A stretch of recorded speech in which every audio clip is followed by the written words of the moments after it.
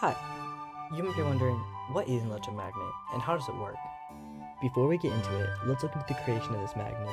The electromagnet was first devised by English electrical engineer by the name of Sturgeon. who was born May 22nd of 1783. Sturgeon. Displayed its power by lifting 9 pounds with a 7-ounce piece of iron which was wrapped with wire through of which a current from a single battery was sent. Okay, cool, but what is it? An electromagnet is a type of magnet in which the magnetic field is produced by an electric current. Unlike permanent magnets which generate a constant magnetic field, electromagnets can be turned on or off, and their strength can be adjusted by changing the current flowing through them, which states that electric currents produce magnetic fields. Cool, but how do you build an electromagnet? I'm so glad you asked. To build a simple electromagnet, you need a copper wire, iron nail or iron rod, a battery or a power source. Wrap the copper wire tightly around the iron nail or rod, making multiple loops to form a coil. The more loops, the stronger the magnetic field. Leave 2 free ends of the wire to connect to the power source. Connect one end of the wire to the positive terminal of the battery, and the other end to the negative terminal. When the circuit is complete, the iron core will become magnetized and attract magnetic materials like paper clips. Nice, but what is it used for other than picking up paper clips? One of the most impactful uses of electromagnets is in MRI machines. MRI scanners use strong superconducting electromagnets to generate powerful magnetic fields, which aligns hydrogen nuclei in the body.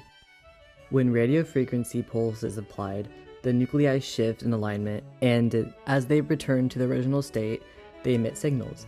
These signals are then processed to create detailed images of internal organs and tissues, aiding in medical diagnosis. Electricity and magnetism are fundamentally interconnected. Described by Maxwell's equation, moving electric charges generate magnetic fields, and changing magnetic fields induce electric currents. This interplay is foundation of electromagnetism, a principle that governs many modern technologies. Very cool, but I want to know something that's cooler than an electric magnet. Well, my dear friend, I'm here to tell you about the electric motor. To build an electric motor, you need a copper wire, a permanent magnet, sandpaper, tape, scissors, and a marker. First, bend the paper clip so there is a place for the wire to wrap. Then take your marker and wire and wrap the wire around the marker around 10 times. Make sure the coil is secure. Then sand down a portion of the insulator of the wire. Then tape the paper clips to each side of the battery.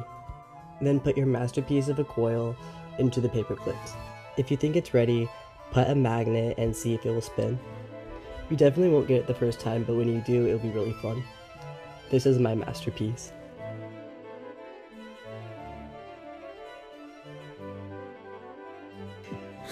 You need a battery, a tape.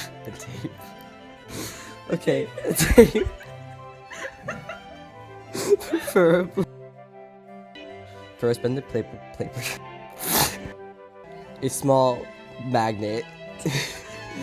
No, I'm not gonna say negative division. 2 metal paper clips. Oh, it went away.